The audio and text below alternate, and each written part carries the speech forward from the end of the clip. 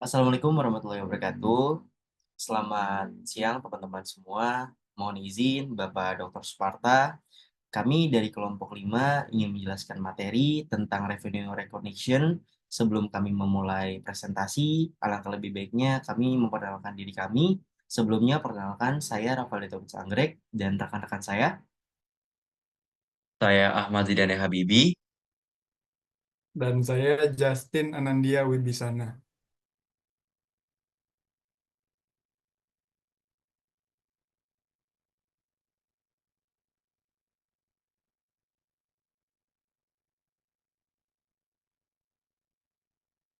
Oke, jadi di chapter kali ini tujuan pembelajaran kita yaitu yang pertama, memahami dasar-dasarnya konsep yang berkaitan dengan pengakuan dan pengukuran pendapatan.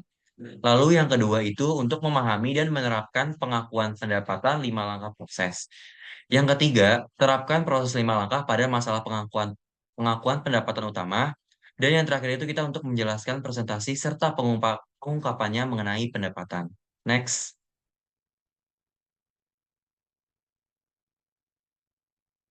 Oke, jadi eh, berikut ada subbab yang akan dibahas pada chapter 18 ini. Yang pertama itu mengenai dasar-dasar pengakuan pendapatan mulai dari yang pertama itu ada background atau latar belakang, lalu yang kedua ada standar pengakuan pendapatan baru, terus yang ketiga itu ada tinjauan umum dari proses 5 langkah, dan nanti ada contoh kasusnya dari Airbus dan yang keempat ini ada contoh proses 5 langkah juga tapi yang diperluas itu contoh kasusnya si Bin. Terus yang kedua itu ada proses 5 langkah nanti yang bakal ditinjau kembali mulai dari step pertama yaitu tentang mengidentifikasi kontrak dengan pelanggan. Lalu yang kedua mengidentifikasi kewajiban kinerja terpisah. Lalu step yang ketiga itu menentukan harga transaksi, yang keempat itu mengalokasikan harga transaksi ke kewajiban kinerja terpisah, dan yang terakhir itu atau step 5 itu tentang mengakui pendapatan ketika setiap kewajiban itu terpenuhi. Lalu yang ketiga itu ada akuntansi untuk masalah pengakuan pendapatan. Yang pertama itu kita akan membahas tentang sales return and allowance.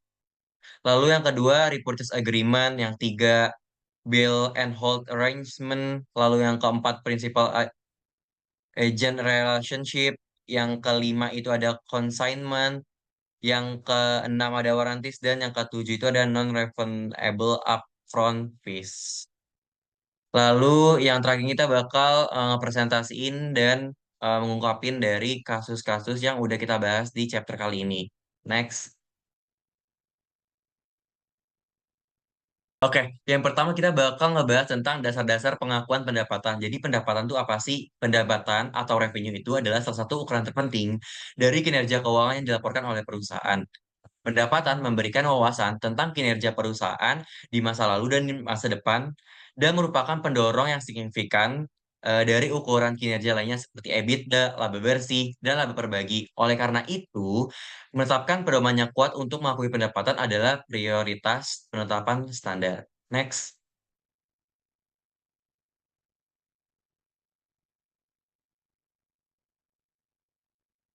Oke, berikut standar pengakuan pendapatan. Jadi sangat standar pengakuan pendapatan baru-baru ini, pendapatan kontrak dari pelanggan mengadopsi pendekatan kewajiban aset sebagai dasar untuk pendapatan pengakuan. Pendekatan aset kewajiban mengakui dan mengukur pendapatan berdasarkan perubahan aset dan kewajiban. Dewan memutuskan bahwa dengan fokus pada pengakuan dan pendapatan pengukuran aset dan kewajiban. Lalu yang B itu perubahan dalam aset atau kewajiban tersebut selama sampai kontrak membawa lebih banyak disiplin pada pengukuran pendapatan dibandingkan dengan kriteria risiko dan penghargaan dalam standar sebelumnya. Jadi pendekatan aset kewajiban ini eh, perusahaan itu memperhitungkan pendapatan berdasarkan aset atau kewajiban yang timbul dari kontrak dengan pelanggan. Saat ini menganalisis kontrak dengan pelanggan karena kontrak memulai transaksi pendapatan. Kontrak menunjukkan ketentuan transaksi, memberikan pengukuran pertimbangan, dan menentukan janji yang harus dipenuhi oleh masing-masing pihak. Next.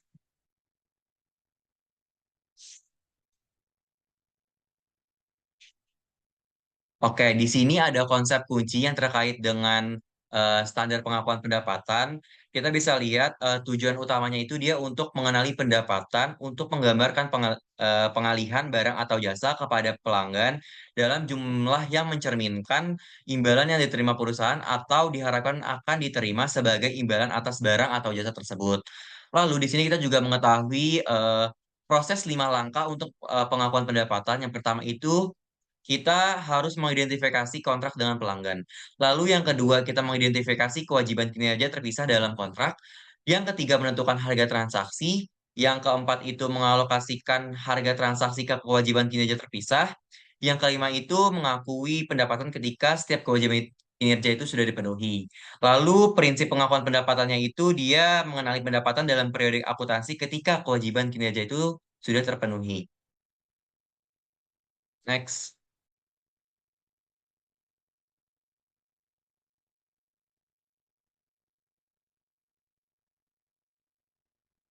Oke, jadi di sini itu kita ada salah satu contoh kasus dari Airbus. Nah, ini nanti bakal dibahas di slide selanjutnya. Boleh di next? Oke, jadi di ilustrasi 18.2 itu tadi, dia itu menunjukkan 5 langkah yang diikuti Airbus untuk mengakui pendapatannya. Seperti yang ditunjukkan dari langkah 5 itu, saat Airbus mengakui pendapatannya, yang terkait dengan penjualan pesawat ke KT Pasifik. Nah, pada titik ini itu Airbus mengirimkan pesawat dan memenuhi kewajiban kinerjanya. Intinya terjadi perubahan kontrol dari Airbus ke KT Pasifik dan KT Pasifik sekarang ini mengendalikan aset karena memiliki kemampuan untuk mengarahkan penggunaan dan memperoleh secara substansial semua manfaat yang tersisa dari pesawat tersebut. Kontrol juga mencakup kemampuan KTP Pasifik untuk mencegah perusahaan lain mengarahkan penggunaan atau menerima manfaat dari si pesawat terbang. Next.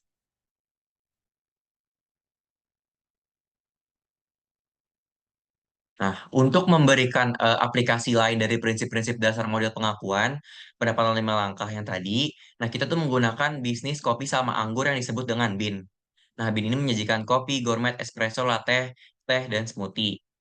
Juga dia menjual berbagai kue kering seperti biji kopi, produk makanan, dan anggur dan yang lainnya. Terus kita tuh seperti dari 5 step tersebut, ini kita akan ngebahas mulai dari step yang pertama, yaitu mengidentifikasi kontrak dengan pelanggan. Nah, pada step pertama ini, asumsikan bahwa Tyler Angel ini memesan secangkir besar kopi hitam seharga $3 dari Bin. Nah, Tyler memberikan $3 kepada barista Bin yang menuangkan kopi ke dalam cangkir besar dan memberikannya kepada Tyler. Next.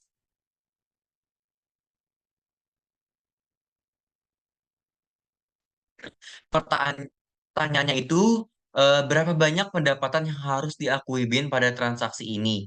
Langkah pertama, kita harus menentukan apakah ada kontrak yang valid antara BIN dan Tyler. Yang pertama itu kontrak ini memiliki substansial komersial, yaitu si Tyler ini memberikan uang tunai untuk kopi. Lalu yang kedua, para pihak telah menyetujui kontrak. Nah, si Tyler ini jadi udah menyetujui pembelian kopi dari si Bin ini dan dia setuju untuk menjualnya. Lalu yang ketiga, identifikasi hak-hak para pihak ditetapkan. Jadi si Tyler ini dia udah memiliki hak atas kopi Bin untuk menerima dari $3 yang udah dibayarkan. Lalu yang keempat ini dia ketentuan pembayaran diidentifikasi. Jadi si Tyler ini dia udah setuju untuk membayar sebesar $3 untuk kopi tersebut. Yang kelima itu ada kemungkinan bahwa timbangan akan dikumpulkan, yaitu si Binnya ini udah menerima $3 sebelum mengirimkan kopi. Jadi sebelum dia mengirimkan kopi kepada si Tyler, dia udah menerima $3 yang udah dibayarkan sama si Tyler ini. Lalu selanjutnya, pendapatan diakui ketika kewajiban kinerja terpenuhi. Nah, si Bin, ini dia memenuhi kewajiban ketika Tyler mendapatkan kendali atas kopi. Nah, kondisi tersebut itu termasuk indikator yang dimiliki kopi berlalu ke Tyler. Nah, yang pertama itu, si Bin ini berhak membayar kopi tersebut. Lalu yang kedua, Bin telah mengalihkan hak hukum atas kopi tersebut. Yang ketiga, Bin telah mentransfer kepemilikan fisik kopi tersebut.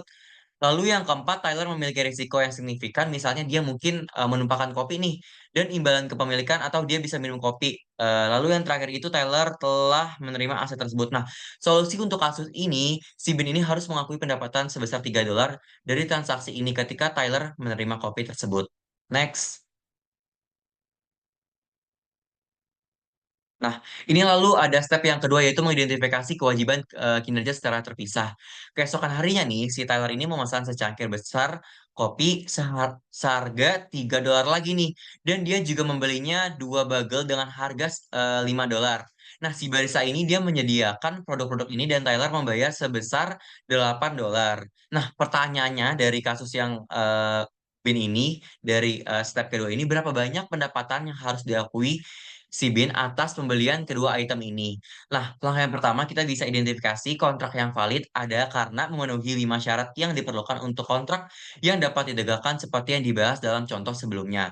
Lalu langkah kedua, Bin ini harus menentukan apakah penjualan kopi dan penjualan kedua bagel tersebut melibatkan satu atau dua kewajiban kinerja.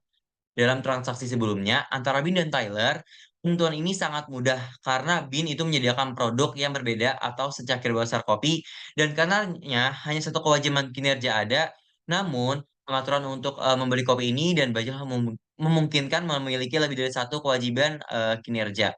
Next.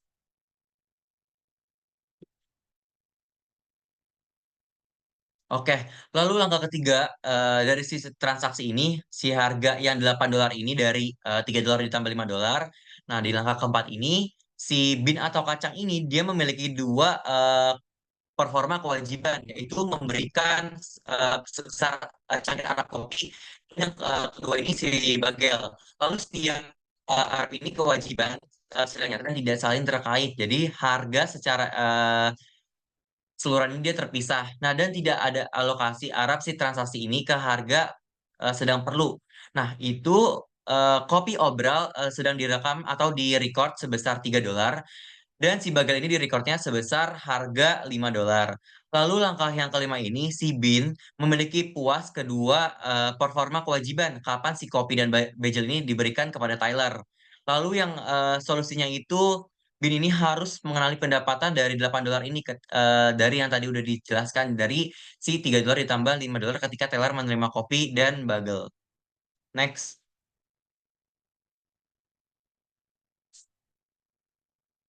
Oke, berikut contoh dari langkah ketiga itu dengan menentukan harga transaksi. Si BIN ini memutuskan untuk memberikan insentif kepada pelanggannya untuk berbelanja di tokonya. Nah, BIN memanggang biji kopinya sendiri dan menjualkan bijinya itu secara grosir ke toko kelontong, restoran, dan perusahaan komersil lainnya. Selain itu, ia menjual biji kopi juga ke lokasi retailnya. Nah, BIN tertarik untuk merangsang penjualan biji kopi smoke jumpernya pada hari Selasa, hari kerja yang lambat untuk toko. Biasanya, kacang-kacangan ini dijual seharga $10 untuk tas 12 ons.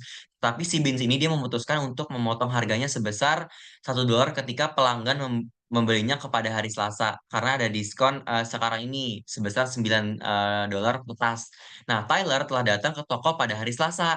Nah, memutuskan untuk membeli sekantong kacang smoke jumper dan membayarnya kepada Beans sebesar $9 karena ada diskon tuh pada hari itu. Nah, next.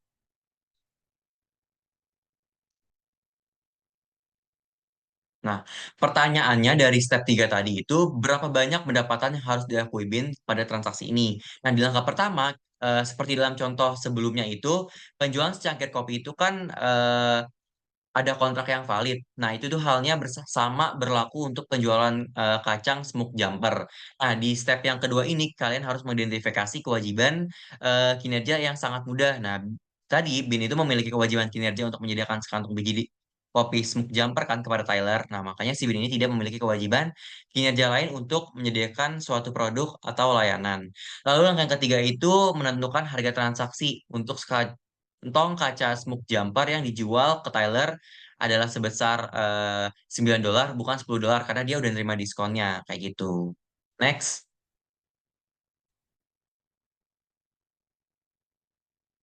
Menerima dari pelanggan dan imbalan mentransfer barang dan jasa. Lalu yang kelima itu dia harga transaksinya itu seringkali mudah ditentukan dalam pelanggan untuk membayar jumlah yang tetap kepada perusahaan dalam waktu singkat waktu. Dalam kontrak lain, perusahaan harus mempertimbangkan penyesuaian seperti ketika mereka melakukan pembayaran atau memberikan beberapa pertimbangan lain kepada pelanggan mereka. Nah, di sini langkah keempatnya itu binnya ini dia harus mengalokasikan si transaksi ke harga si performa kewajiban. ingat hanya ada satu kewajiban kinerja, maka dia tidak perlu adanya alokasi. Lalu yang kelima itu si ini dia memiliki koma yang puas kewajiban sebagai penguasa Arab si hasil memiliki berlalu ke Tyler. Nah, solusi dari kasus ini itu si Bin ini dia harus mengakui pendapatan $9 ketika Tyler menerima biji kopi Smoke Jumper karena ya mau nggak mau dia harus menerima pendapatan itu karena kan kalau misalkan dia beli di hari Selasa tadi itu dia harus mengadakan diskon seperti itu. Lanjut.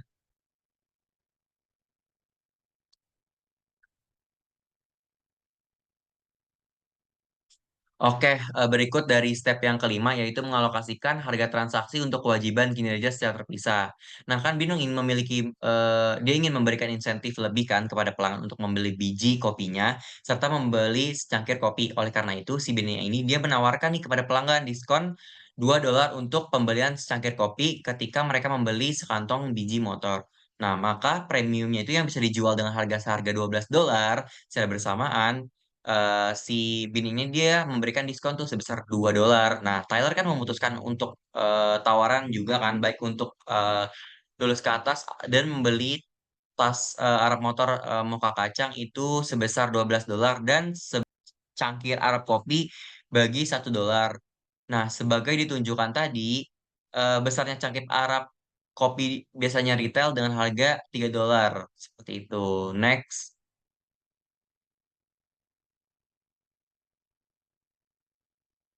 Oke, langkah yang pertama yang harus dilakukan itu dalam situasi ini kontrak yang valid lada itu hal yang sama juga berlaku untuk semua penjualan kacang moka dan secangkir besar kopi.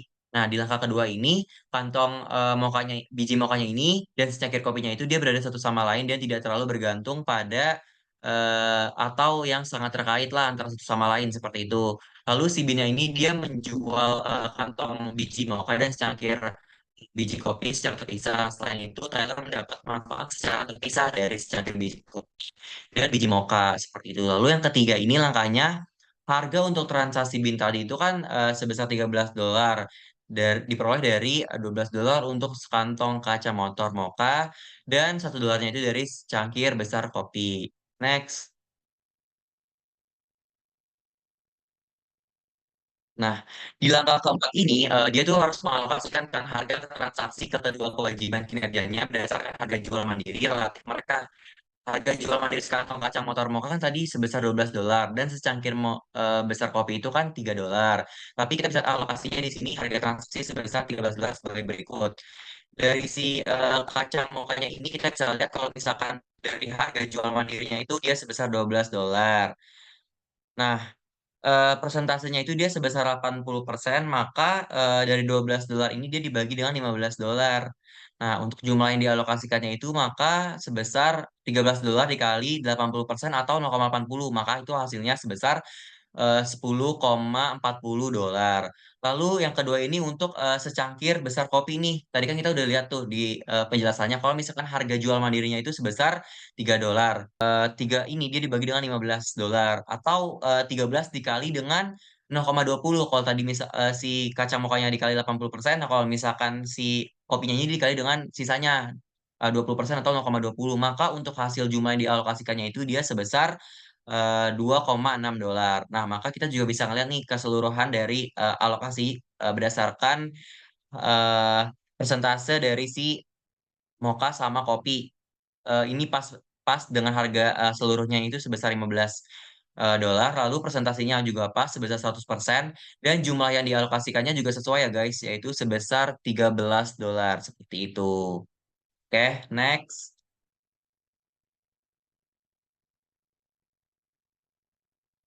Nah, lalu langkah kelima ini si Bin ini memiliki puas keduanya perform kewajiban sebagai menguasai si mocha kacang dan sebesar cangkir Arab kopi. Dia tuh memiliki berlalu ke Tyler. Nah, solusinya untuk step 5 ini si Bin ini dia harus mengakui pendapatan sebesar 13.000 yang terdiri dari pendapatan penjualan mocha seharga $10,40 dan penjualan cangkir sebesar $2,6. Lalu yang ke step yang terakhirnya dari step 5 yaitu mengakui pendapatan ketika kewajiban kinerja ini semuanya terpenuhi. Seperti yang ditunjukkan dalam contoh yang tadi, itu kan Bin udah memenuhi kewajiban kinerjanya ketika Tyler memperoleh kendali atas produk tersebut.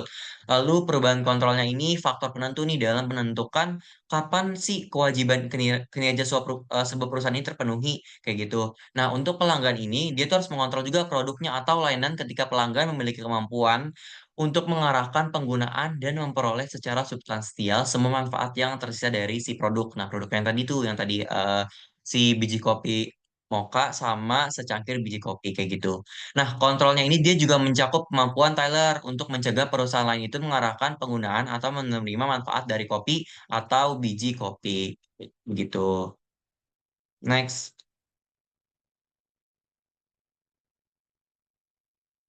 Oke, step berikutnya ini akan dijelaskan oleh partner saya yaitu Rafael Detovic Anggrek. Terima kasih kepada Zidan yang telah menjelaskan mengenai revenue recognition yang tadi previewnya. Selanjutnya kita akan membahas soal lebih detail lagi terkait proses 5 langkah ditinjau kembali. Yang tadi kalau misalkan udah seperti yang dicontohkan, kalau misalkan kita lihat itu ada contoh Airbus dan juga BIN memberikan pemahaman dasar tentang proses 5 langkah yang digunakan untuk mengenali pendapatan. Sekarang kami akan membahas lebih banyak lagi masalah teknis terkait dengan implementasi langkah ini.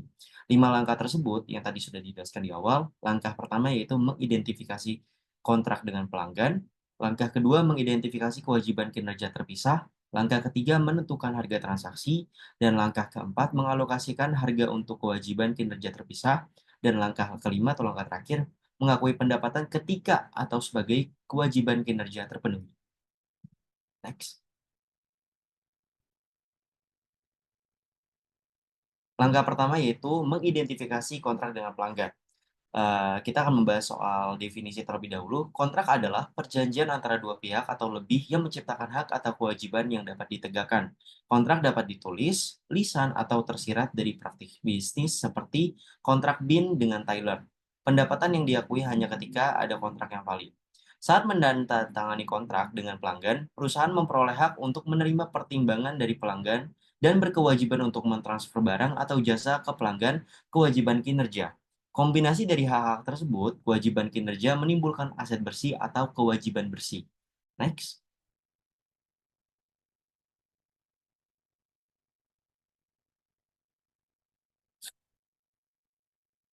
Selanjutnya ini adalah contoh. Dalam beberapa kasus, ada beberapa kontrak yang terkait dengan pengaturan. Akuntansi untuk setiap kontrak mungkin atau mungkin tidak terjadi, tergantung pada keadaan. Situasi ini sering berkembang ketika tidak hanya suatu produk yang disediakan, tetapi beberapa jenis layanan juga dilakukan. Agar valid, kontrak harus memenuhi 5 syarat yang diilustrasikan dalam contoh BIN. 5 jika kontrak sepenuhnya tidak diberi kinerjakan atau masing-masing pihak dapat secara sepihak mengakhiri kontrak tanpa kompensasi, maka pendapatan tidak boleh diakui sampai salah satu atau kedua belah pihak si parties telah melakukan kontrak dasar di mana masalah-masalah ini bahas dalam ilustrasi 18.3. Kalau misalnya kita ngelihat dari ilustrasi 18.3 di sebelah kanan ini, itu adalah kontrak dan pengakuan. Kalau misalnya kita lihat ada kasus di mana pada tanggal 1 Maret 2022, Margo Company menandatangani kontrak untuk mentransfer produk ke Sun Yun pada tanggal 31 Juli. Kontrak disusun sedemikian rupa sehingga Sun Yun diharuskan membayar kontrak sepenuh sebesar $5.000 pada 31 Agustus 2022. Biaya barang yang ditransfer adalah 3.000. Nah, pertanyaan yang ditanyakan di ilustrasi 18.3 ini apa? Jurnal apa yang dibuat Margo Company sehubungan dengan kontrak ini pada tahun 2022? Nah, di bawahnya itu ada penjelasan atau konklusi atau pembahasannya. Tidak diperlukan entry pada tanggal 1 Maret. Jadi, pada tanggal 1 Maret atau pada saat Margo Company mendandatangani pihak dari Sonyu itu tidak perlu untuk membuat jurnal. Tapi di tanggal 31 Juli, itu entry jurnal untuk mencatat penjualan dan terkait harga pokok penjualan adalah piutang usaha pada pendapatan penjualan itu sebesar 5.000 di debit dan 5.000 di kredit, serta harga pokok penjualan itu di debit. Nah, lalu kita buat lagi jurnal pembayaran tunai pada tanggal 31 Agustus 2022. Di mana Margo telah melakukan pembayaran. Berarti Margo menerima uang sebesar 5.000, cash-nya masuk dan piutang usahanya keluar.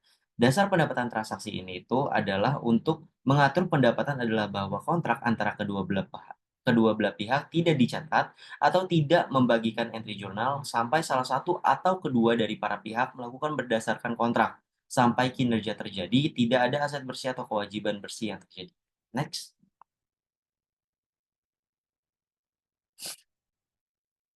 Nah, ini adalah langkah kedua dari mengidentifikasi kewajiban kinerja terpisah. Kewajiban kinerja merupakan janji untuk menyediakan produk atau layanan kepada pelanggan. Janji ini dapat bersifat eksplisit, implisit, atau didasarkan pada praktik bisnis yang berlaku. Untuk menentukan adanya kewajiban kinerja, perusahaan harus menyediakan produk atau layanan yang berbeda kepada pelanggan. Suatu produk atau layanan yang dianggap berbeda jika pelanggan dapat memperoleh manfaat dari barang atau layanan tersebut. Tujuan utama dari identifikasi langkah kedua adalah untuk menentukan apakah kewajiban perusahaan berupa mentransfer barang dan jasa secara individual kepada pelanggan atau mentransfer barang gabungan yang terdiri dari beberapa barang atau jasa sebagai satu kesatuan. Next.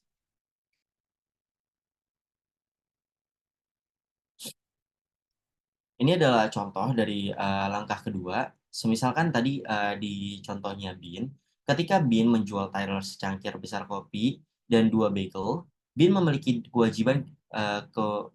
kewajiban kinerja. Dalam hal ini, secangkir besar kopi memiliki harga jual yang berdiri sendiri, dan kedua bagel juga memiliki harga jual yang berdiri sendiri. Meskipun kedua kedua tersebut mungkin menjadi bagian dari salah satu kontrak, sebaliknya jika Bin menjual latte besar terdiri dari kopi dan susu kepada Tyler, situasinya sudah jelas berbeda. Dalam hal ini, Bin memang menjual dua produk yang berbeda, yaitu kopi dan susu, tetapi keduanya tidak dianggap berbeda dalam kontrak. Artinya, kopi dan susu dalam latte sangat saling bergantung dengan satu sama lain. Akibatnya, produk ini dapat digabungkan dan dilaporkan sebagai salah satu kewajiban kinerja.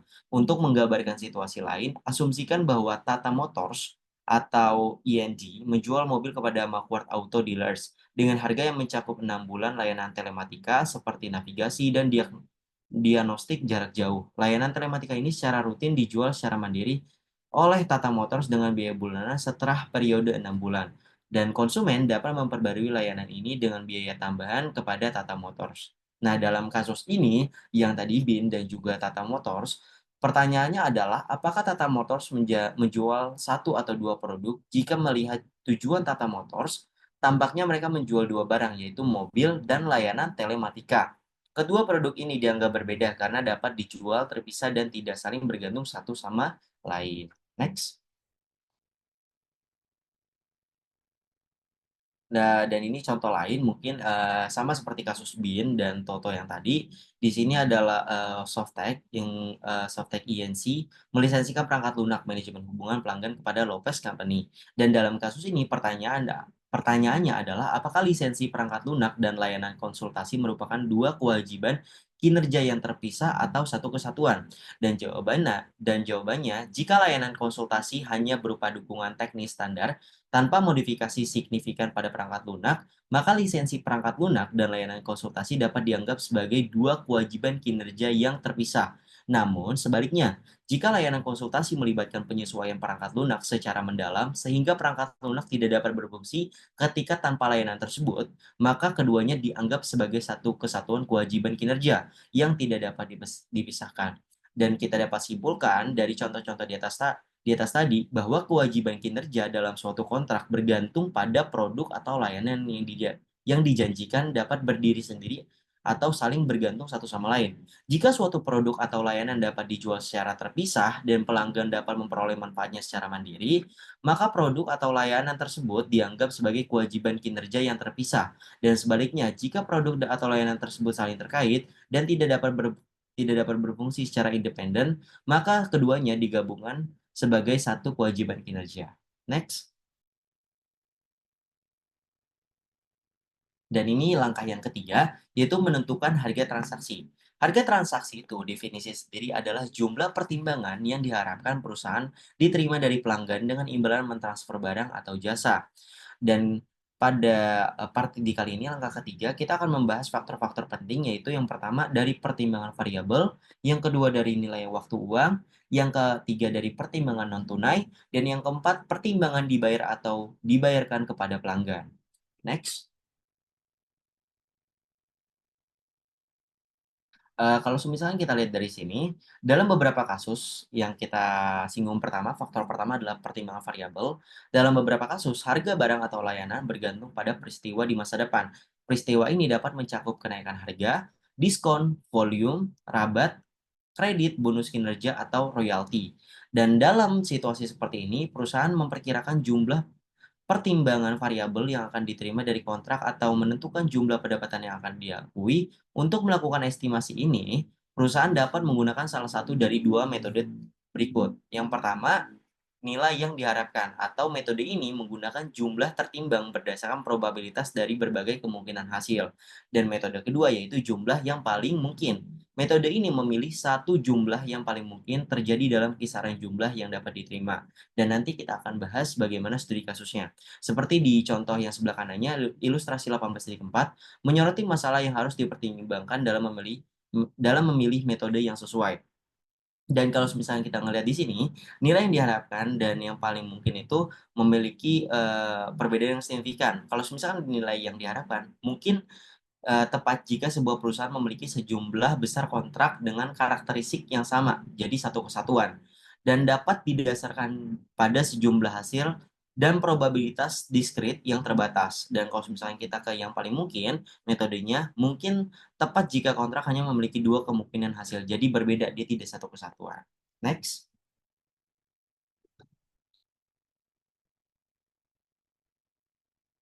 Dan kalau misalkan di sini ada contoh dari harga transaksi menggunakan metode pertimbangan variabel, dan kalau misalkan di sini kita bisa baca narasinya, yaitu Peabody Construction Company menandatangani kontrak dengan pelanggan membangun gudang seharga 100.000 dengan bonus kinerja 50.000, dan bisa dibaca narasinya sendiri. Dan dalam kasus Peabody Construction Company, kontrak pembangunan gudang mencakup bonus kinerja sebesar 50.000 ini yang akan diberikan jika proyek selesai dengan tepat waktu. Namun, jika terjadi keterlambatan, bonus ini akan berkurang sebesar 10% untuk setiap minggu keterlambatan. Untuk menentukan jumlah pendapatan yang harus diakui, perusahaan dapat menggunakan dua pendekatan utama. Yang pertama tadi, menggunakan metode tertimbang probabilitas, di mana setiap kemungkinan dihitung berdasarkan probabilitasnya dengan mempertimbangkan kemungkinan penyelesaian tepat waktu. 60%, dan keterlambatan 1 minggu yaitu 30%, dan keterlambatan 2 minggu yaitu 10%, dan diperoleh estimasi pendapatan sebesar 147.500. Pendekatan ini lebih mencerminkan ketidakpastian yang ada dan memberikan angka yang lebih realistis. Dan yang metode yang kedua yaitu metode yang paling mungkin, yang hanya mempertimbangkan skenario dengan probabilitas tinggi. Dalam kasus ini, karena kemungkinan penyelesaian tepat waktu adalah 60%, perusahaan dapat mencatat pendapatan sebesar 150.000. Metode ini lebih sederhana tetapi kurang mencerminkan risiko keterlambatan proyek. Dan kalau misalkan teman-teman ngelihat di sebelahnya lagi, itu ada di bawahnya, itu adalah manajemen percaya bahwa Peabody akan memenuhi tenggat waktu dan memperkirakan pertimbangan menggunakan hasil paling mungkin. Total harga transaksi akan menjadi 150.000. Hasilnya dengan probabilitas 60%. Jadi, masing-masing dari metode perhitungan tersebut memiliki kelebihan dan kekurangan. Jika yang pertama itu sangat mendetail dan yang kedua itu simple, tetapi dia dapat mengetahui nilai asli jika memang itu menjadi satu kesatuan. Nah, kesimpulannya adalah pertimbangan variabel dalam akuntansi memainkan peran penting dalam memastikan bahwa pendapatan diakui mencerminkan kondisi bisnis yang sebenarnya. Dan dalam kasus Peabody, pendekatan probabilitas memberikan gambaran yang lebih realistis atau lebih mendetail mengenai pendapat yang dapat diharapkan. Sementara pendekatan hasil yang paling mungkin lebih sederhana namun kurang mempertimbangkan risiko. Pemilihan metode harus disesuaikan dengan kebijakan perusahaan serta standar pelaporan yang berlaku. Next. Dan ini yaitu faktor yang kedua, nilai waktu uang. Dan sama kita langsung ke contohnya aja, yaitu ilustrasi 18-7 memberikan contoh transaksi pembayaran. Dan kalau misalkan kita melihat di sini, Itu pada tanggal 1 Juli, SIK Industries menjual barang ke Grain Company seharga 900.000 dengan imbalan kertas tanpa bunga 4 tahun dengan jumlah nominal 1.416.163. Dan pertanyaannya, berapa banyak pendapatan yang harus dicatat SIK pada tanggal 1 Juli dan berapa pendapatan yang harus dilaporkan pada tanggal 31 Desember 2022. Dan kalau misalnya kita melihat karena tadi di tanggal 1 Juli dia itu menerima 900.000 karena kita mengurangi dari nilai total keseluruhannya. Jadi 1.416.163.000 dikurang 516.163.000. Nah, itu hasilnya 900.000. Jadi jurnalnya itu adalah catatan piutang di debit dan kreditnya itu adalah pendapatan penjualan senilai 900.000. Dan jangan lupa kita harus mencatat apa? Karena dia menyebut tadi di narasi soal di atas barang-barang tersebut memiliki biaya persediaan pada pembukuan SEK sebesar 590.000, maka harga pokok penjualan di debit dan inventaris bertambah di kredit sebesar 590.000. Dan juga kita jangan lupa mencatat untuk pendapatan bunga, yaitu catatan piutang di debit 54.000 dan di kredit pendapatan bunga sebesar 54.000. Dan kita dapat eh, mengetahui kalau misalkan secara bertahap atau nilai wajar dapat ditentukan dengan dua cara, sama seperti yang tadi. Yang pertama mengukur langsung pertimbangan yang diterima atau mendiskon pembayaran menggunakan suku bunga yang diperhitungkan. Next.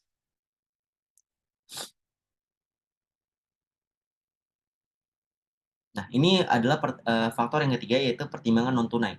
Perusahaan terkadang menerima pertimbangan dalam bentuk barang, jasa, atau bentuk non-tunai lainnya. Dalam situasi seperti ini, perusahaan umumnya mengakui pendapatan berdasarkan nilai wajar dari apa yang diterima.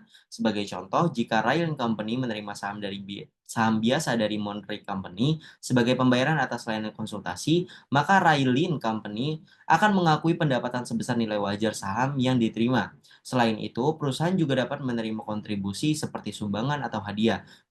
Kontribusi ini bisa berupa berbagai jenis aset seperti sekuritas, tanah, bangunan, atau bahkan penggunaan fasilitas. Dalam beberapa kasus, kontribusi juga bisa berupa pengampunan utang, dan dalam situasi ini, perusahaan mengakui pendapatan berdasarkan nilai wajar dari pertimbangan yang diterima.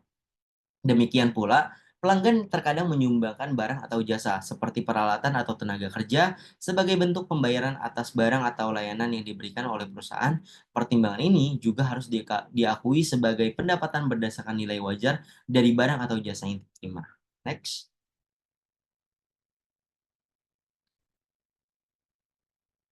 Dan ini adalah dari faktor yang terakhir yaitu volume diskon, di mana transaksi harga ini bersifat diskon. Dan kalau misalkan teman-teman bisa ngeliat di kiri itu adalah contoh studi kasusnya.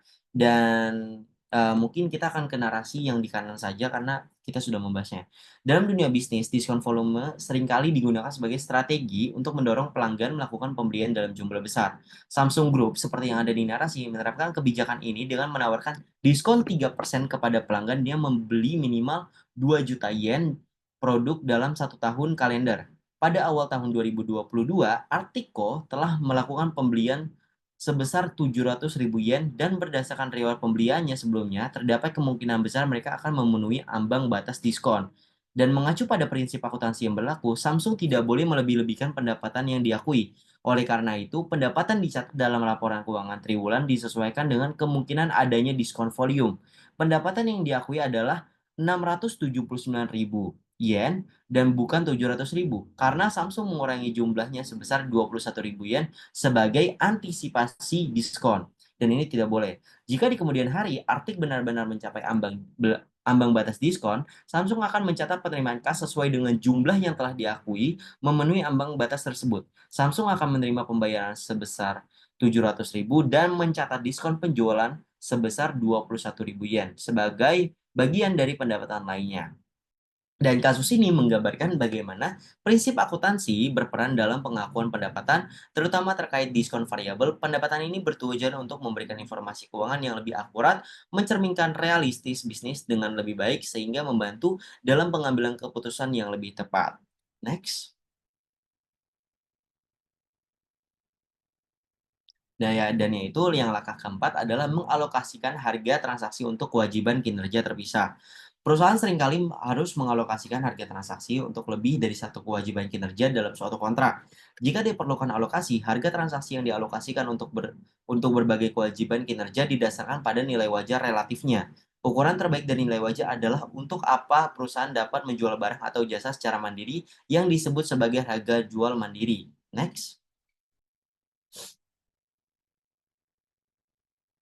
Dan ini adalah pendekatan alokasi, mungkin lebih simpelnya, kalau misalkan kita lihat di bagian sebelah kiri itu, pendekatan alokasi itu ada pendekatan penilaian pasar yang disesuaikan, ada biaya yang diharapkan ditambah dengan pendekatan margin, dan ada pendekatan residual. Nah, bagaimana definisinya? Mengevaluasi kalau untuk pendekatan yang pertama atau penilaian pasar itu mengevaluasi pasar di mana perusahaan menjual barang atau jasa dan memperkirakan harga yang bersedia dibayar pelanggan di pasar itu untuk barang atau jasa tersebut. Nah, untuk metode yang kedua atau pendekatan yang kedua adalah perkiraan biaya yang diharapkan untuk memenuhi kewajiban kinerja dan kemudian ditambahkan margin yang sesuai untuk barang atau layanan tersebut. Dan yang terakhir, pendekatan residual jika harga jual mandiri atau suatu barang atau jasa sangat bervariasi atau tidak pasti, maka perusahaan dapat memperkirakan harga jual mandiri dengan mengacu pada total transaksi, harga kurang jumlah harga jual mandiri yang dapat diamati dari barang atau jasa lainnya yang dijanjikan dalam kontrak. Next. Dan kalau misalkan kita lihat di sini, ini ada contoh dari harga transaksi alokasi. Sebagai ilustrasinya, di mana Travis Merchants menandatangani kontrak dengan pelanggan A, B, dan C dengan imbalan 100.000 dan Travis secara teratur menjual kepada produk A secara terpisah dan oleh karena itu harga jual mandiri dapat diamati secara langsung. Pada 50.000 harga jual mandiri produk B diperkirakan menggunakan pendekatan penilaian pasar yang disesuaikan dengan ditentukan sebesar 30.000. Travis memutuskan menggunakan pendekatan residual untuk menilai produk C karena memiliki keyakinan bahwa produk A dan B dihargai dengan benar. Harga jual untuk produk dialokasikan seperti ini yang ditujukan pada total harga transaksi sebesar 100.000 euro dialokasikan ke tiga komponen menggunakan pendekatan yang berbeda. Komponen pertama memiliki harga sebesar 50.000 diperoleh langsung dari harga jual mandiri sehingga tidak memerlukan estimasi tambahan. Dan komponen kedua yaitu produk B dihargai sebesar 30.000 dengan pendekatan penilaian pasar yang disesuaikan yang menunjukkan bahwa nilai ini didukung dengan data pasar yang diamati. Dan yang ketiga, sementara itu komponen ketiga atau C dihitung menggunakan pendekatan residual, yaitu dengan mengurangi total harga transaksi 100.000 dengan jumlah dua komponen lainnya yaitu 50.000 di barang A dan 30.000 di barang B, sehingga diperoleh nilai sebesar 20.000. Pendekatan residual ini digunakan karena dua komponen sebelumnya telah diukur dengan tingkat keandalan yang cukup tinggi. Dengan metode ini, alokasi harga transaksi dapat dilakukan secara sistematis, memastikan bahwa setiap komponen memiliki nilai wajar yang berdasarkan sumber data yang tersedia. Next.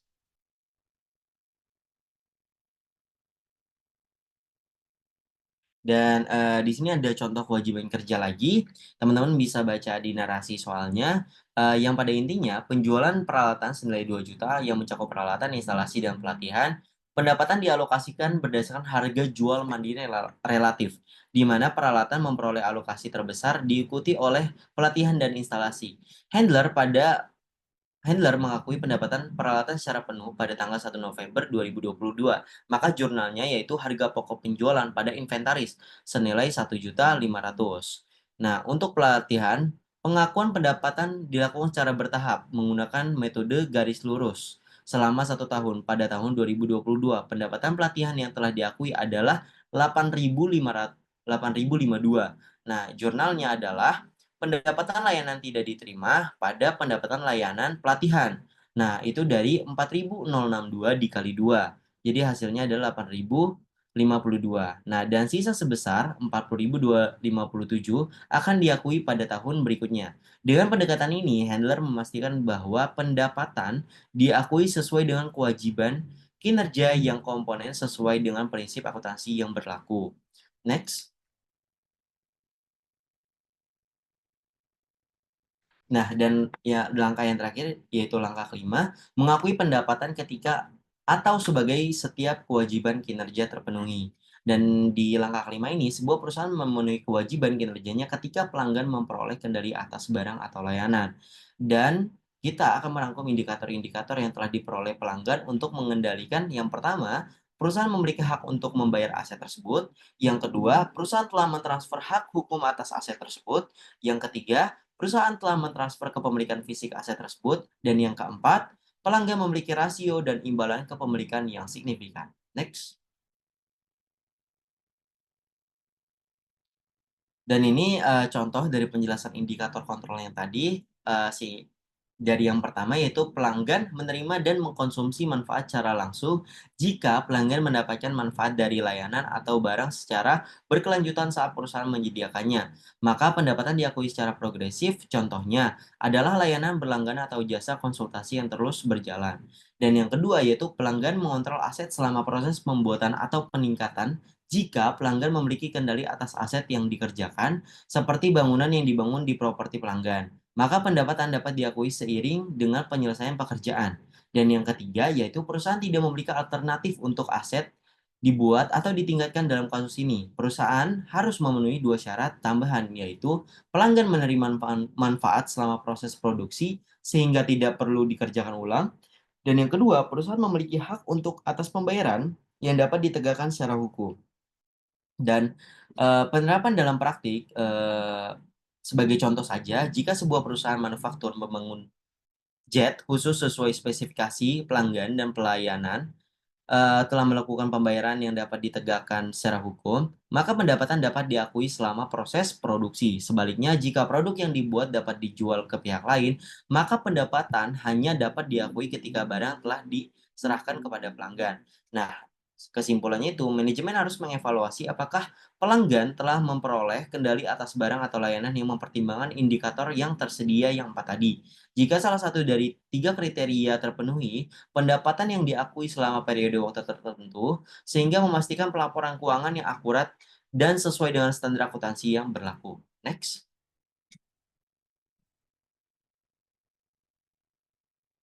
Nah, dan ini adalah titik waktu pendapatan harus diakui. Contohnya saja, Gomez Software menandatangani kontrak dengan Harley Company untuk mengembangkan menginstalasi perangkat lunak manajemen hubungan atau CRM. Pembayaran kemajuan dilakukan saat menyelesaikan setiap tahap kontrak. Jika kontrak diakhiri, maka perangkat lunak CRM dapat diselesaikan sebagai diteruskan ke Harley Company.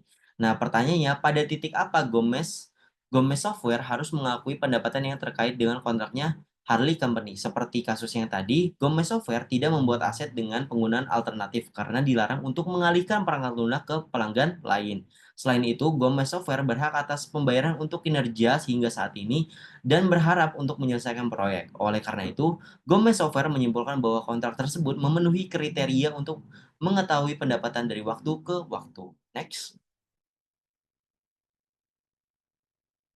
Dan ini adalah ringkasan dari segala macam step atau 5 langkah yang tadi kita sudah bahas. Yang pertama itu identifikasi kontrak dengan pelanggan.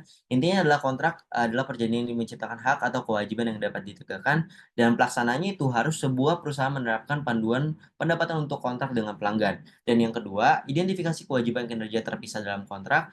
Kewajiban kinerja adalah janji dalam kontrak untuk menyediakan produk atau layanan pelanggan. Nah, kontrak dapat terdiri dari beberapa kewajiban kinerja, akuntansi. Untuk beberapa kewajiban kinerja didasarkan pada evaluasi apakah produk atau layanan berbeda dalam kontrak. Jika masing-masing barang atau jasa berbeda, tetapi semuanya saling bergantung dan saling terkait, barang dan jasa ini digabungkan dan dilaporkan sebagai satu kewajiban yang pasti. Dan yang ketiga yaitu yang tadi langkah ketiga, tentukan harga transaksi adalah jumlah pertimbangan yang diharapkan perusahaan yang diterima dari pelanggan dengan imbalan transfer barang dan jasa. Dan yang keempat, alokasikan harga transaksi untuk kewajiban kinerja yang terpisah, yaitu jika ada lebih dari satu kewajiban kinerja alokasi harga transaksi berdasarkan nilai wajar relatif, maka ukuran terbaik dari nilai wajar adalah untuk apa barang atau jasa dapat dijual secara mandiri, atau harga jual mandiri tersebut diperkirakan dapat didasarkan dari satu, penilaian pasar atau yang dapat disesuaikan, dan yang kedua, biaya yang diharapkan atau ditambah, dan yang ketiga adalah dengan pendekatan residual atau pendekatan margin. Dan yang kelima atau yang terakhir, langkah kelima adalah kenali pendapatan ketika setiap kewajiban kinerja terpenuhi, atau secara singkat, perusahaan memiliki kewajiban kinerjanya ketika pelanggan mendapatkan kendali atas barang atau layanannya. Mungkin segitu penjelasan dari saya, yang next-nya akan dijelaskan oleh partner saya yaitu Justin. Terima kasih.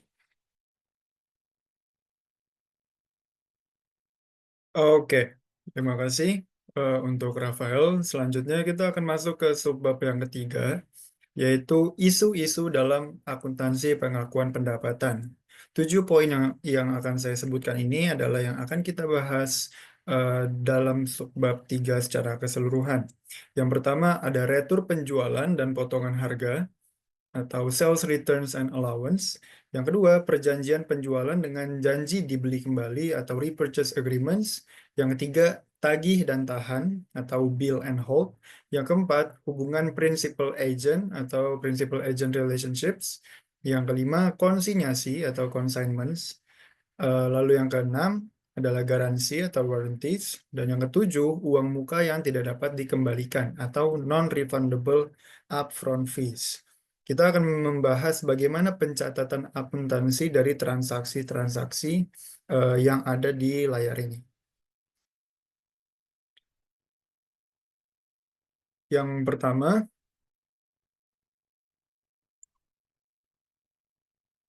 yang pertama ada sales returns and allowance.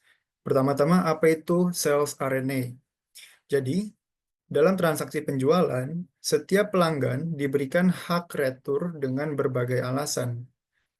Contohnya yang paling umum adalah ketidakpuasan pelanggan terhadap produk yang dikirimkan si penjual. Nah, perusahaan selaku penjual menerima retur produk dengan kombinasi dari berbagai hal berikut.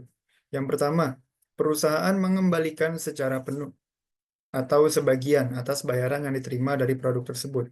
Jadi ada pelanggan yang mereka ini mengembalikan atau meretur produknya kepada kita, kepada perusahaan. Kemudian perusahaan mengembalikan secara penuh atau sebagian uang yang sudah dibayarkan oleh si pembeli.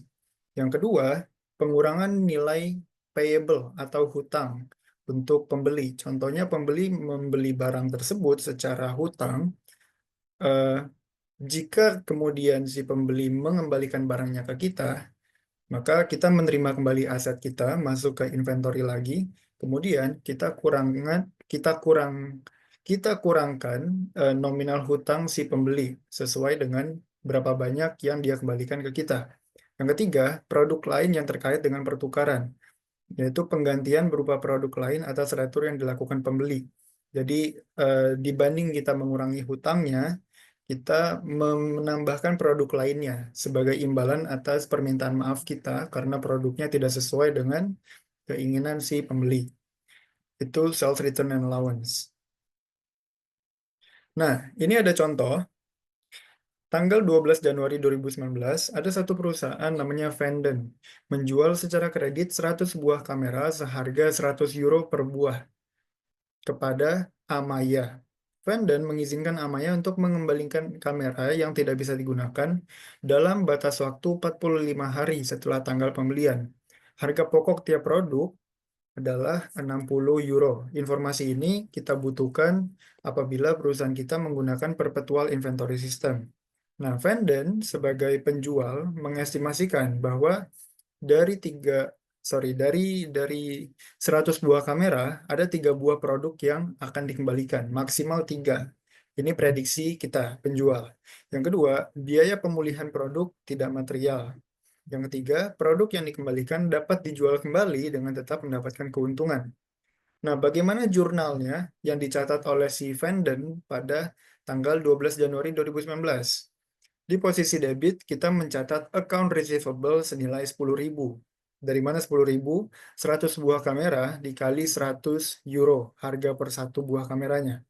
Kemudian kreditnya, sales revenue, senilai 10.000 juga. Karena ini transaksi yang non-tunai, jadi kita mencatatnya sebagai account receivable. Nah, jika perusahaan menggunakan perpetual inventory system, kita perlu mencatat COGS-nya, cost of goods sold, di posisi debit senilai 6.000. Dari mana 6.000? Dari 100 buah kamera dikali harga pokok tiap kamera, yaitu 60 euro. Kita dapat 6.000. Kemudian di bagian kredit, dicatat inventory senilai 6.000 juga. Ada informasi tambahan, pada 24 Januari, Amaya mengembalikan 2 buah kamera. Nah, pada 31 Januari, Vanden menyusun laporan keuangan dan menetapkan bahwa kemungkinan hanya 1 buah kamera lagi nih yang bakal diretur. Nah, Vanden membuat jurnal seperti berikut. Di tanggal 24 Januari, saat si Amaya meretur 2 buah kamera, Vanden mencatat sales return and allowance di posisi debit sebesar 200 euro, yaitu 2 unit kamera dikali 100 euro. Dan di posisi kredit dicatat account receivable senilai 200 juga. Nah, kemudian karena dia menggunakan perpetual inventory system, kita tambahkan jurnal berikut. Return inventory di bagian debit 120 euro dan cost of goods sold di bagian kredit 120 euro. Jadi COGS yang sudah kita catat di awal tadi, di tanggal 12 Januari, itu harus kita kurangkan sebanyak 120. Dikurangkan, berarti ditaruh di posisi kredit. Nah, sales return and allowance adalah kontra account dari sales revenue. Makanya saat ada pengembalian, sales revenue tidak kita taruh di posisi debit, tapi yang kita tulis di posisi debit adalah sales returns and allowances. Informasi berikutnya, Vanden sebelumnya telah mengestimasi bahwa terdapat kemungkinan akan ada 3 kamera yang akan dikembalikan. Vanden meyakini bahwa estimasi tersebut sudah benar dan membuat jurnal penyesuaian pada akhir Januari 2019 untuk mencatat retur yang diperkirakan, belum terjadi tapi baru diperkirakan, sebesar 100 euro aja. Karena dari 3 kamera, 2 sudah diretur, sisa 1 lagi. Tapi ini masih perkiraan. Belum tentu terjadi.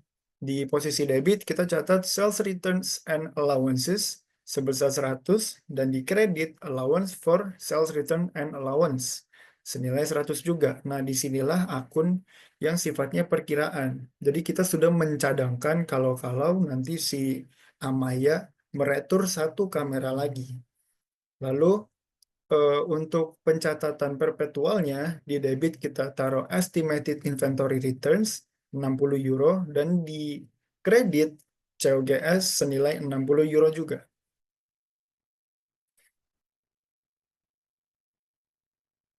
Kemudian, ini ada income statement yang dicatat oleh Vanden di bulan Januari. Sales revenue, kita mencatat sales revenue sebesar 10.000 dari hitungan 100 dikali 100 euro, lalu kita kurangkan dengan sales return and allowance. Kita langsung catat 300 euro, meskipun baru 2 yang dikembalikan, tapi kita memperkirakan akan ada 1 kamera lagi. Jadi kita kurangkan dengan 200 plus 100, kita kurangkan dengan 300. Kita dapat net sales di bulan Januari adalah 9.700, dengan COGS juga sebesar 100 dikurang 3 buah, 97 dikali 60, yaitu 5.820, sehingga dapat gross profitnya adalah 3.880. Itu untuk income statement. Lalu untuk laporan posisi keuangan di Januari 2019, account receivable dicatat sebesar 10.000 euro dikurangi 200. Karena account receivable-nya dari 10.000, dari 100 unit kamera terjual, dikurangkan dengan 2 unit kamera yang dikembalikan. Sehingga kita masih punya piutang yang bisa ditagih sebesar 9.800. Kita kurangi dengan allowance for sales returns and allowance. Ini yang udah kita cadangkan kalau 1 kamera itu dibalikin lagi ke kita. Lalu dapat account receivable yang bersih yaitu 9.700. Dan return inventory including estimated sebesar 3 dikali 60 euro sebesar 180. Selanjutnya, ini pembahasan yang kedua, yaitu repurchase agreements atau perjanjian untuk membeli kembali. Apa itu? Perusahaan penjual diberi hak untuk menarik kembali sebuah aset terjual dari tangan pelanggan dengan kewajiban tak bersyarat atau yang disebut forward, atau hak tak bersyarat yang disebut call option, dengan cara membeli kembali aset tersebut pada tanggal tertentu. Nah, penarikan kembali harus dilakukan sesuai dengan kontrak atau perjanjian. Apabila kewajiban atau hak untuk repurchase ini jumlahnya lebih besar atau sama dengan harga jual, maka transaksi ini disebut transaksi keuangan yang normal. Demikian sebaliknya, kalau lebih kecil dari harga jual, maka transaksinya disebut tidak normal. Nah, ini ada contoh untuk kasus repurchase agreements. Suatu perusahaan bernama Morgan adalah sebuah dealer peralatan. Nah, di tanggal 1 Januari 2019, ia menjual peralatan kepada perusahaan bernama Lane senilai 100.000 pound sterling. Disepakati pula untuk dapat membeli kembali peralatan ini, sebuah kewajiban tanpa syarat, di akhir tahun 2020. Berarti jeda 2 tahun dengan harga 121.000 pound sterling. Apabila tingkat bunga 10% ditetapkan di dalam perjanjian, maka Morgan membuat jurnal berikut ini untuk mencatat financing pada 1 Januari 2019. Jurnalnya nanti dulu, kita bahas nanti dulu. Sebagai catatan, perjanjiannya adalah Morgan dapat membeli kembali asetnya yang telah dijual kepada Lane setelah 2 tahun. Jadi 2 tahun yang akan datang, Morgan dapat membeli kembali asetnya dengan jumlah tertentu, yaitu sebesar 121.000 pound sterling. Nah, dengan tingkat bunga 10%, transaksi ini dicatat sebagai transaksi financing, pembiayaan, bukan transaksi jual beli. Pahami ya, transaksi financing dan bukan transaksi jual beli. Seolah Morgan meminjam uang kepada Lane, padahal bukan seperti itu. Nah, jurnalnya pada 1 Januari 2019 di debit ada cash sebesar 100.000 dan di kredit ada liability to Lane Company. Ini adalah jurnal yang dicatat oleh Morgan. Kita dapat 100.000 di cash, tapi karena dalam 2 tahun kita akan beli lagi dan itu harus kita tepati, maka itu menjadi liability, menjadi kewajiban yang harus kita bayarkan dalam 2 tahun lagi. Makanya dicatat liability to Lane Company, bukan sales revenue.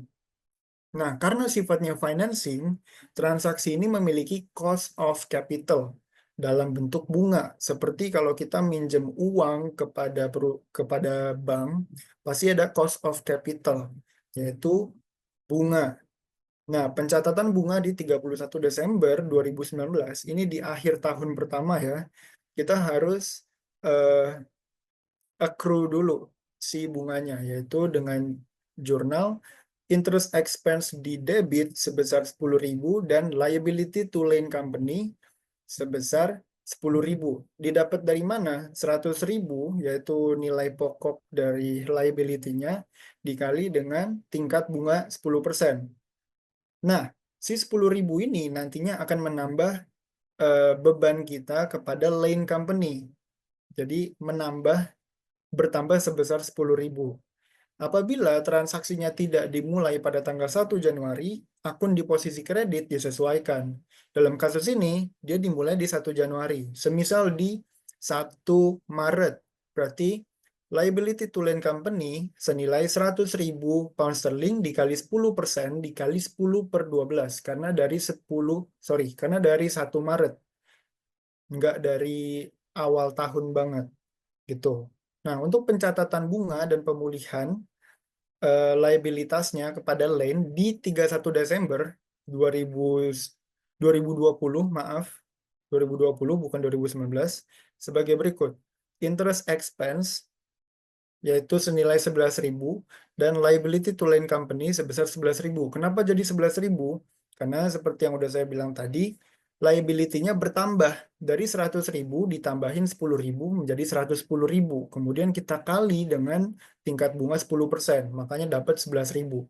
Nah, 11.000 ini juga dia menambah pokok bebannya ke Lane Company. Jadi dari 100.000 kita tambahin 10.000, ditambahin lagi 11.000. Jadi menjadi 121.000. Inilah liability kita. Inilah yang harus kita bayarkan untuk membeli kembali aset yang udah kita jual ke Lane Company sebesar 121.000. Maka kita harus mengeluarkan cash di posisi kredit sebesar 121.000. Next. Yang ketiga, ada bill and hold arrangements. Apa itu?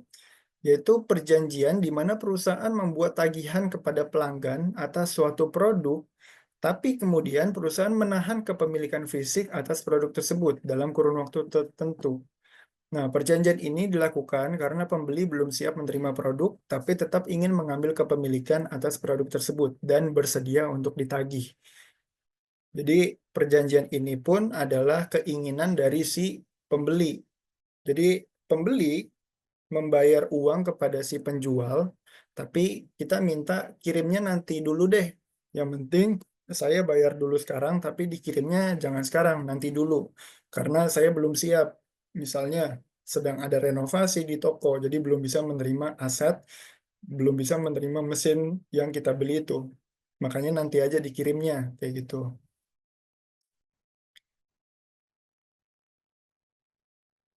Nah, di sini ada contoh. Pada tanggal 1 Maret 2019, perusahaan namanya Butler menjual tungku seharga $450.000 dengan kos senilai $280.000 kepada kedai kopi lokal bernama Baristo yang sedang mengembangkan usahanya di dalam kota. Sesuai perjanjian, Baristo minta Butler untuk simpan dulu tungkunya sampai kedai kopi yang baru telah siap untuk beroperasi. Hak milik untuk tungku tersebut udah berpindah kepada Baristo sejak perjanjian ditandatangani. Nah, Butler menetapkan bahwa ia akan mengakui pendapatannya jika ia telah memenuhi kewajiban pelaksanaannya, yaitu pada saat Baristo telah memperoleh kendali atas produk. Nah, bagi Baristo, untuk mendapatkan kendali atas produk berdasarkan perjanjian Bill and Hold ini, maka seluruh kriteria di bawah harus terpenuhi. Apa aja kriterianya? Yang pertama, alasan perjanjian Bill and Hold harus bersifat substantif atau alasannya itu harus konkret, harus jelas, harus penting, sampai si Bill and Hold ini harus dilakukan, nggak bisa enggak. Makanya syarat yang pertama ini harus terchecklist.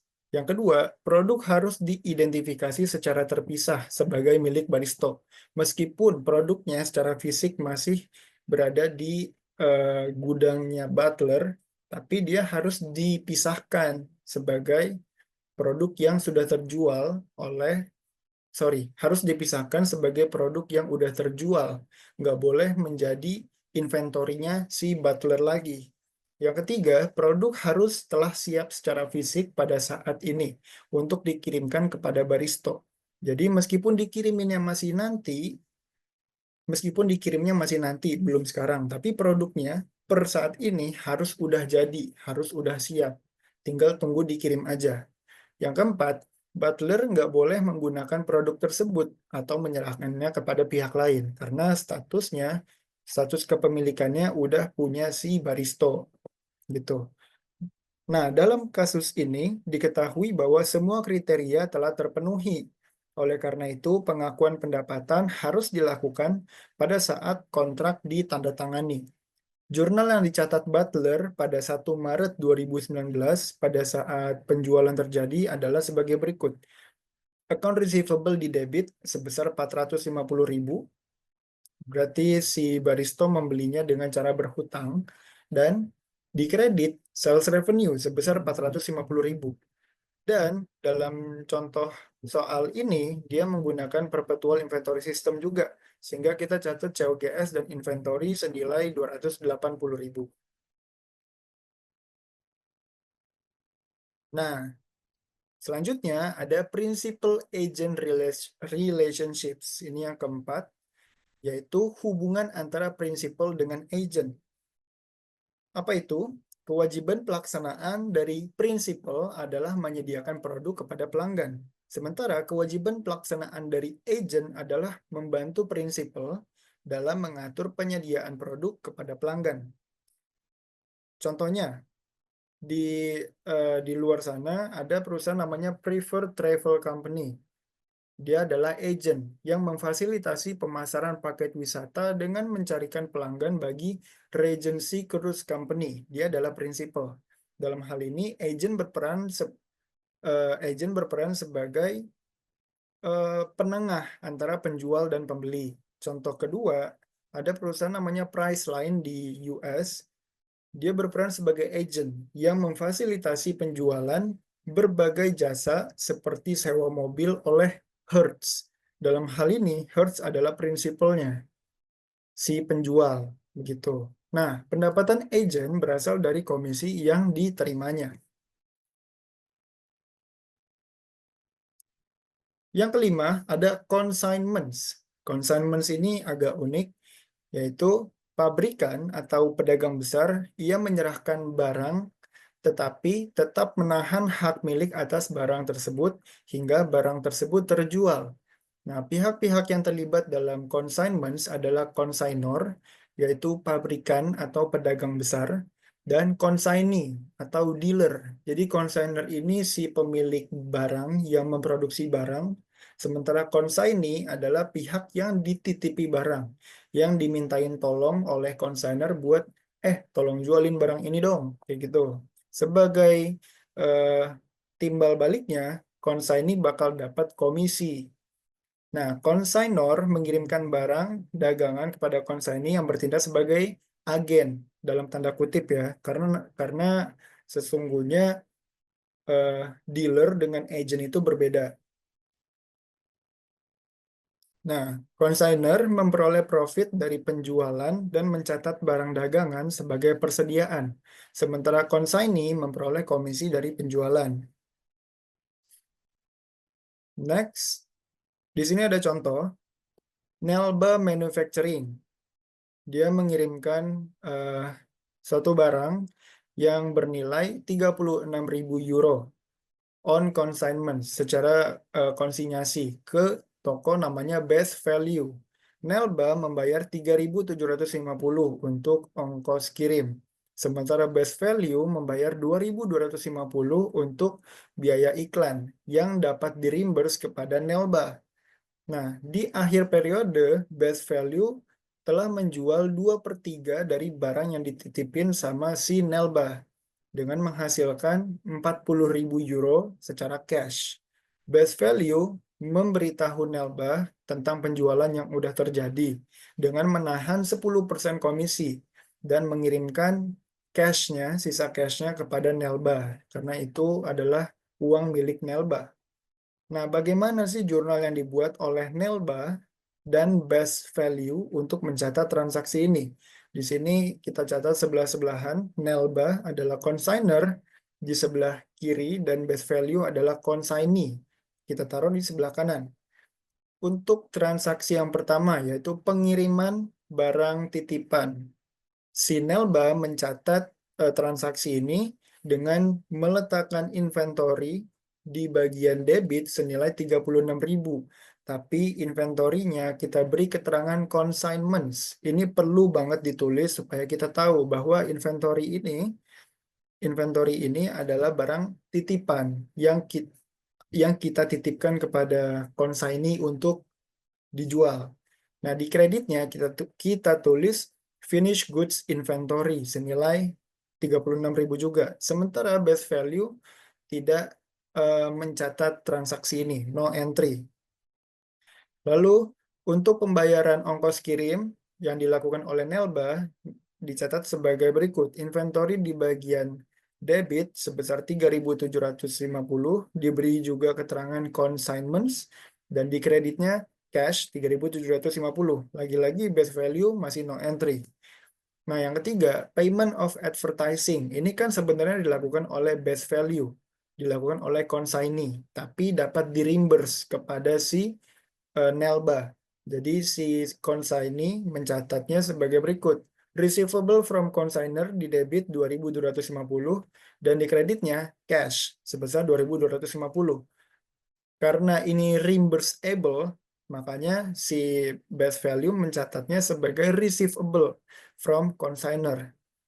Kayak akun-akun piutang, kalau bertambah ditaruh di posisi debit sebesar 2.250.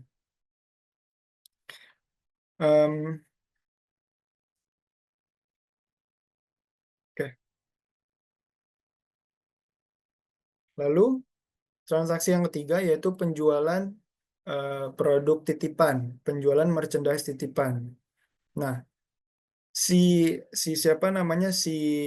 best value mencatatnya cash di debit sebesar 40.000 dan kreditnya adalah payable to consignor. Kenapa dicatat sebagai payable? Karena barang yang kita jual adalah barang titipan si barang titipan si Nelba. Makanya kita catatnya sebagai payable karena 40.000 ini bukan uang kita. Memang ada komisi untuk kita nantinya, tapi eh, kita belum bisa mengklaim itu sekarang. Kita tulis sebagai payable. Nah, di bagian si Nelba kita masih no entry karena kita belum tahu, si Nelba belum tahu apakah barang itu udah terjual atau belum kalau nggak dikasih tahu sama si best value. Makanya masih no entry sampai dia diberitahu bahwa ada penjualan gitu. Lalu transaksi yang berikutnya adalah pemberitahuan penjualan dan expense dan pengiriman of amount due. Si Nelba mencatatnya, jangan deh, kita tinjau dari si best value dulu. Di bagian debit, kita bayar payable to consignor. Si 40.000 tadi kita bayarin ke consignor. Berarti kewajiban kita sudah kita tuntaskan, yaitu 40.000. Di kreditnya, receivable from consignor. Ini dari transaksi yang tadi, transaksi pembayaran biaya iklan. Kan tadi dapat di-reimburse kepada si Nelba kan. Makanya sekarang kita udah dapat reimbursannya, makanya kita taruh di kredit sebesar 2.250. Lalu di kredit juga ada commission revenue, yaitu 10% dari penjualan. 10% dari 40.000 adalah 4.000. Dan di yang terakhir di kredit ada 33.750, yaitu cash. Inilah yang perlu kita kembalikan ke si Nelba. Nah, kita tinjau dari si Nelba sekarang. Kita dapat cash 33.750 di debit. Lalu ada advertising expense, karena kita bayarin uangnya si best value yang udah dia pakai buat mengiklankan produk sebesar 2.250. Lalu ada juga commission expense. Ini commission yang diberikan kepada si best value 10%, yaitu 4.000. Nah, di posisi kreditnya baru ada revenue. Revenue dari consignment sales, penjualan barang konsinyasi sebesar 40.000. Kayak gitu. Nah, jurnal yang terakhir itu ada adjustment. Ini adalah penyesuaian di akhir tahun, yaitu COGS sebesar 26.500 dan inventory consignment sebesar 26.500. Dapat dari mana? Hitungannya ada di bawah sini.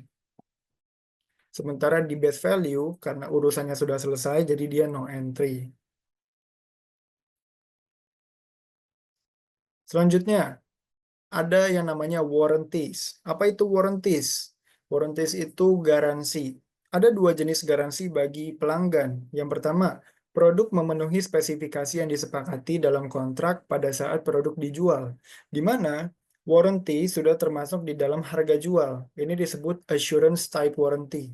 Dan yang kedua, garansi yang tidak termasuk dalam harga jual produk, yaitu service type warranty. Ini dia dicatat sebagai kewajiban pelaksanaan terpisah.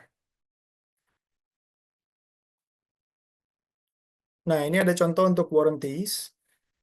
Maverick Company menjual 1.000 Rolomatics pada 1 Oktober 2019 dengan total harga $6 juta dengan sebuah warranty garanti yang menyatakan bahwa produk bebas dari kerusakan. Nah, harga pokok Rolomatics adalah 4 juta. Dia jual dengan harga 6 juta. Nah, syarat berlakunya jaminan warranty ini 2 tahun dengan estimasi biaya sebesar $80.000. Selain itu, Maverick menjual perpanjangan warranties yang terkait dengan 400 Rolomatics untuk 3 tahun di luar 2 tahun waktu warranty seharga $18.000. Pada 22 November 2019, Maverick mengeluarkan biaya upah pekerja sebesar $3.000 dan biaya komponen $25.000 terkait dengan jaminan warranties. Maverick menyiapkan laporan keuangan pada akhir tahun 2019. Diestimasikan bahwa biaya jaminan warranty di masa depan total sebesar $44.000 pada 31 Desember 2019.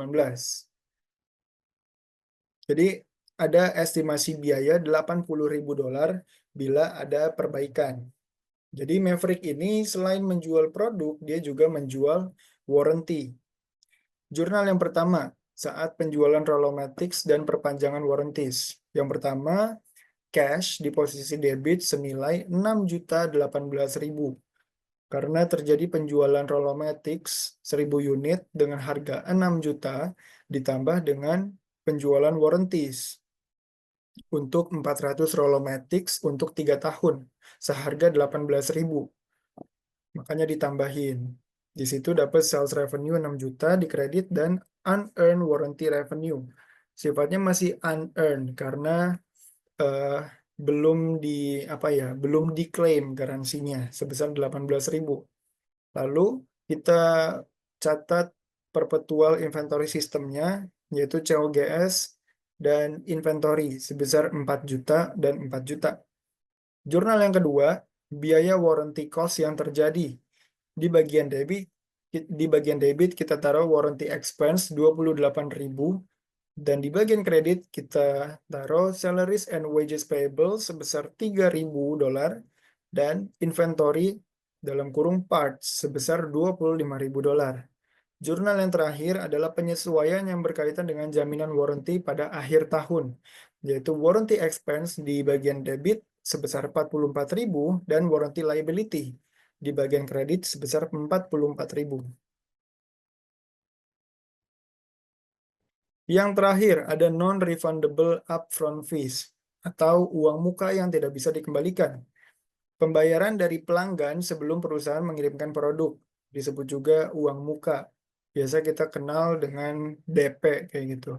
Nah, pada umumnya ini berkaitan dengan inisiasi, aktivasi, atau penyiapan produk yang akan diberikan di kemudian hari dan sifatnya non-refundable.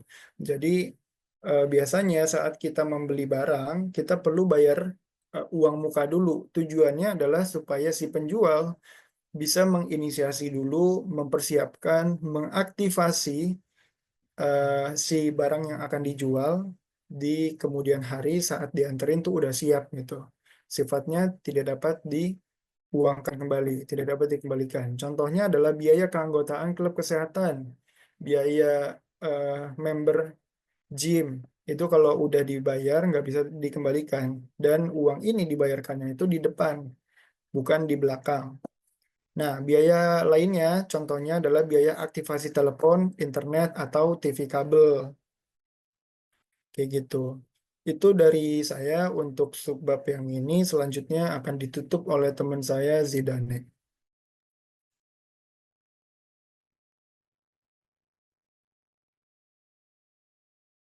Boleh di next. Nah, jadi di subbab terakhir ini kita mungkin buat ngebahas tentang presentation and disclosure-nya atau presentasi dan pengungkapannya. Singkatnya aja di presentasinya ini dia menggunakan kewajiban aset untuk mengakui pendapatan. Misalnya ketika si serial partner mengirimkan serial ke Carrefour untuk memenuhi kewajiban kinerjanya, nah ia memiliki hak untuk mempertimbangkan dari Carrefour dan karenanya memiliki aset kontrak. Tapi jika di sisi lain Carrefour melakukan yang pertama dengan membayar di muka atau DP untuk serial ini, maka serial partnya ini memiliki kewajiban kontrak. Perusahaan harus menunjukkan aset kontrak dan kewajiban kontrak ini pada laporan posisi keuangan. Oke, di sini ada aset dan kewajiban kontrak yang terdiri dari yang pertama itu hak tanpa syarat, lalu yang kedua itu ada hak bersyarat. Seperti itu singkatnya. Oke, boleh langsung di next aja.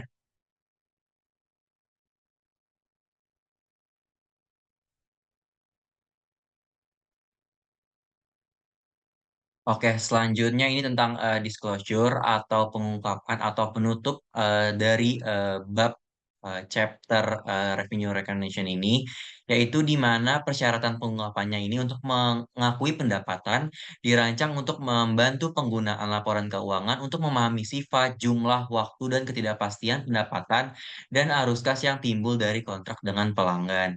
Nah, untuk mencapai tujuan itu, perusahaan itu harus mengungkapkan informasi kualitatif dan kuantitatif tentang semua hal. Itu bisa dari kontrak atau disagregasi pendapatan, penyajian saldo, pembukaan, atau penutupan dalam aspek kontrak dan kewajiban kontrak. Seperti itu. Nah, dari pengungkapan ini termasuk saldo penutupan aset yang diakui untuk mendapatkan atau memenuhi kontrak, jumlah amortisasi yang diakui dan metode yang digunakan ini adalah untuk diamortisasi. Seperti itu. Mungkin eh, bisa di next. Oke, mungkin sebagai penutup bisa dilanjut oleh partner saya, Rafael. Dipersilakan. Mungkin segitu presentasi dari kami. Kami mengucapkan terima kasih banyak dan semoga Pak Sparta bisa menilai kami dengan baik dan semoga teman-teman yang menilai video ini dapat bermanfaat ilmunya. Sekali lagi saya dan rekan-rekan saya mengucapkan terima kasih banyak. Wassalamualaikum warahmatullahi wabarakatuh.